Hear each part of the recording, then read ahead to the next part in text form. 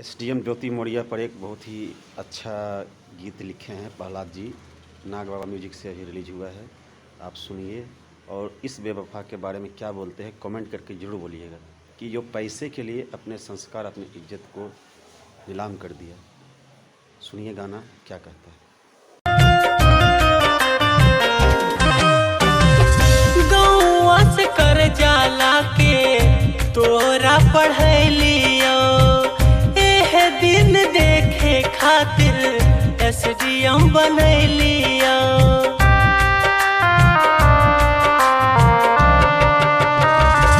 गौआ से कर जाला के तोरा पढ़ैलियो, एह दिन देखे खातिर एसडीएम बनैलियो। बाबू मैया के गे है पैसा पानी में दिहानी में लाई गे।